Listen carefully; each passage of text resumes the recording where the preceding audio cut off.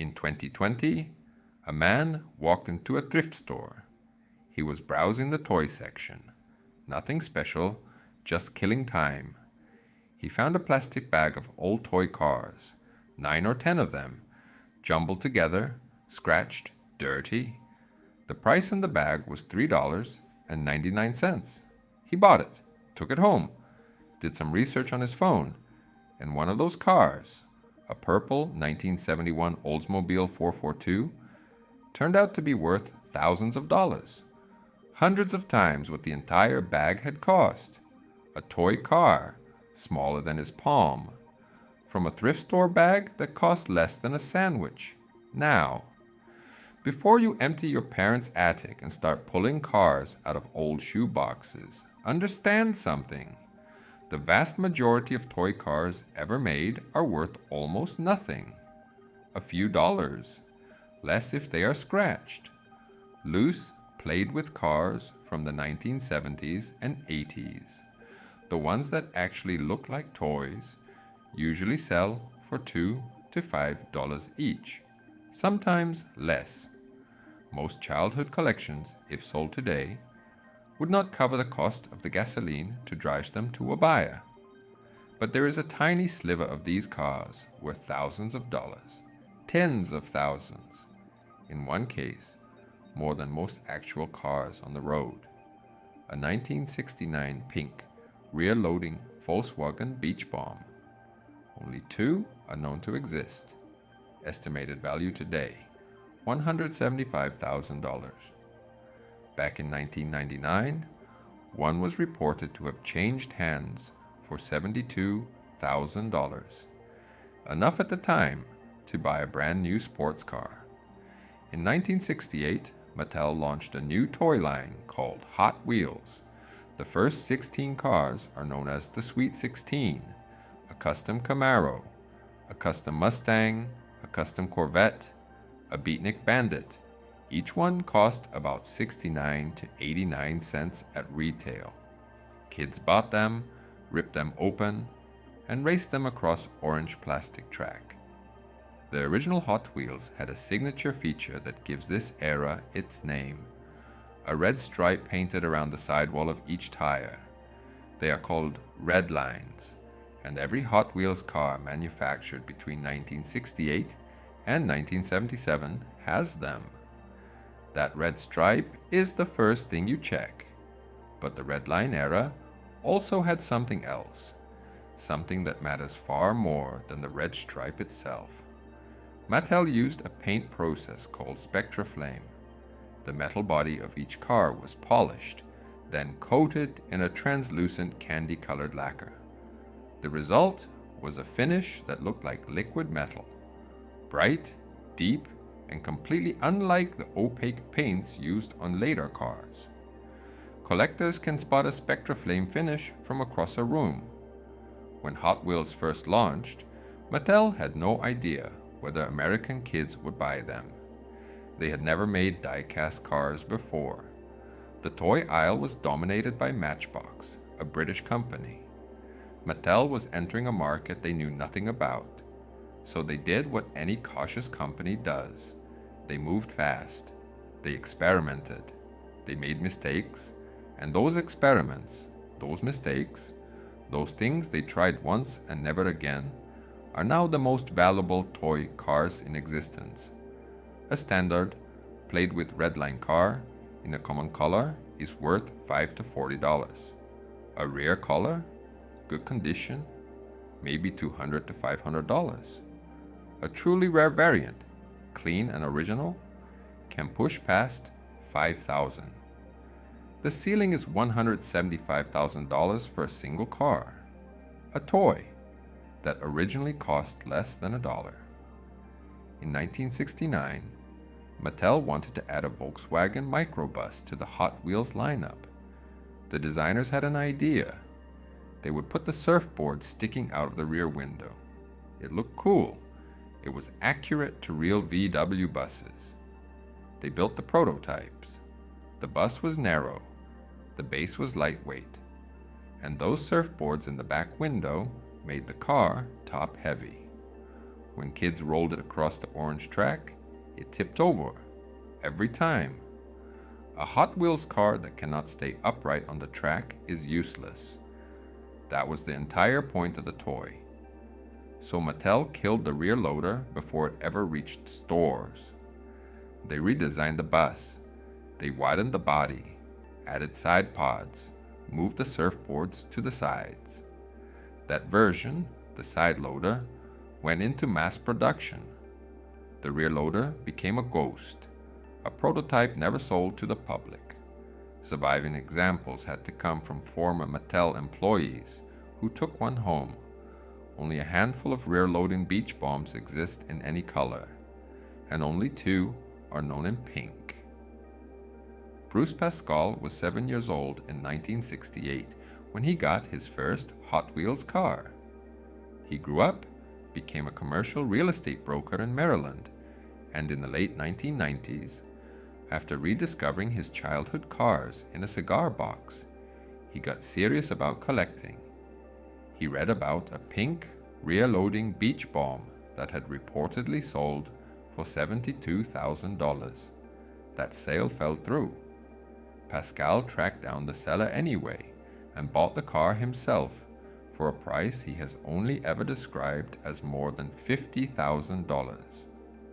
25 years later, Pascal owns more than 7,000 Hot Wheels items. His collection is valued at over $2 million. The pink beach bomb alone, the one he refuses to sell, is estimated at $175,000. A man in Maryland who kept a toy from his childhood and turned it into an entire museum. But here is what makes that story real and not a fairy tale. Pascal did not get lucky at a garage sale. He spent the price of a sports car on a toy the size of a matchbox because he understood exactly what he was looking at. The value rose because only 2 exist and thousands of collectors want one. The question is whether you would have recognized what you were holding. In 1968, Mattel needed cars for television commercials. The regular Spectraflame finishes looked good in person, but dull on 1960s TV cameras. So the company made a small batch of custom Camaros with a special process. They chromed the body first, then painted it with a translucent anti-freeze green lacquer. The result was a finish that glowed on camera like a real show car. These Over Chrome Camaros were never meant to be sold. They were props, advertising tools, made the same way as Christmas ornaments, with an extra chrome layer under the paint. About 20 of them are known to exist today. One in anti-freeze green is valued at around $25,000. That is roughly the price of a brand new Toyota Camry. For a Hot Wheels car made for a TV commercial in the 60s. Then there is the purple Oldsmobile 442 from 1971. The Olds 442 was manufactured exclusively at Mattel's Hong Kong facility. It was produced in several colors: blue, red, green, but the purple ones are vanishingly rare. Collectors consider it the rarest of all production Redline Hot Wheels cars. The rarest car that actually left the factory for a store shelf. This is the casting from the Thrift-Store bags at the start of this video. A loose, played with purple Olds 442 can still sell for thousands of dollars. A clean, top condition example is valued at around $12,000. A production car, sold in stores, Hong Kong factory, rare color, worth $12,000, and it fits in a shirt pocket. In 1969, Mattel sponsored a British racing driver named Ed Shaver. As part of the deal, they produced a special Hot Wheels AMX with Ed Shaver graphics and distributed it only in the United Kingdom. The car is otherwise identical to the standard AMX. The difference is stickers, a few decals.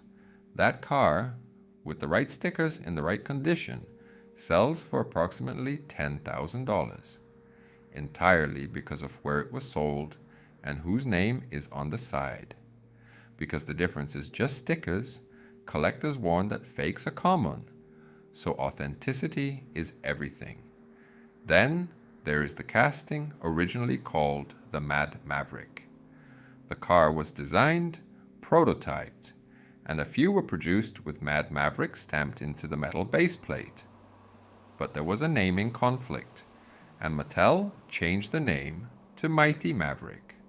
All subsequent production carried the new name on the baseplate. The cars with the original Mad Maverick baseplate were never supposed to leave the factory, but a few did. They are now valued at approximately $15,000.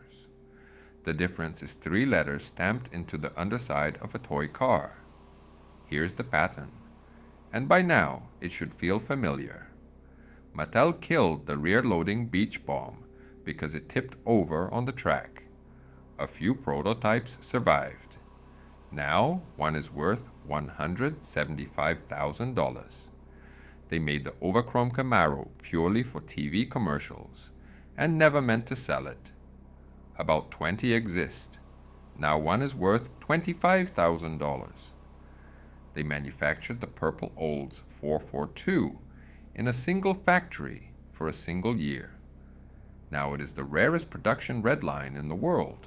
They renamed the Mad Maverick after a naming conflict, and a few original base plates escaped.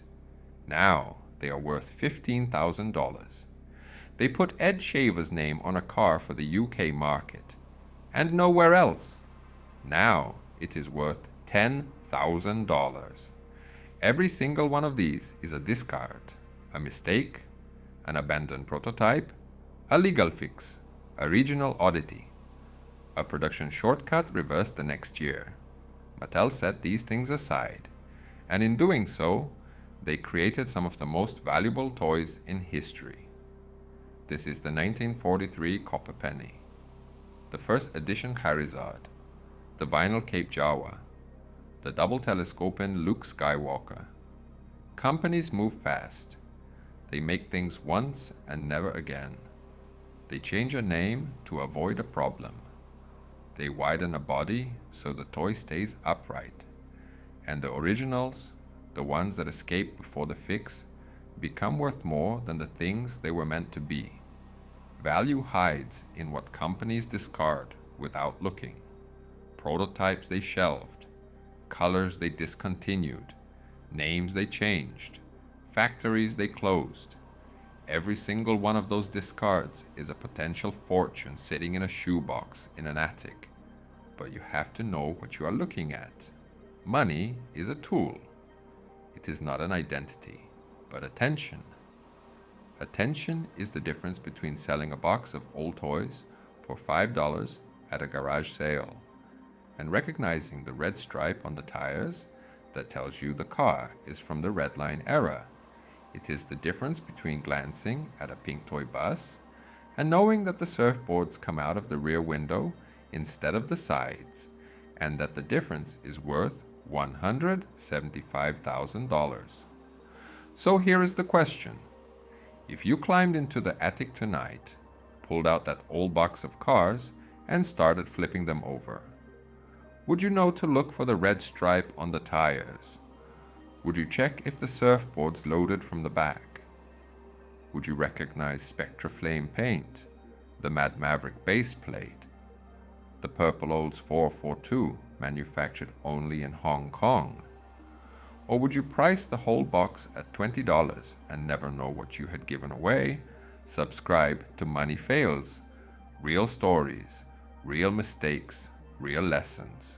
Because a man in Maryland owns a Hot Wheels car worth far more than the sports car he could have bought with the same money in 1999. And the difference between a $5 toy and a $175,000 collectible is knowing where the surfboards go. See you in the next one.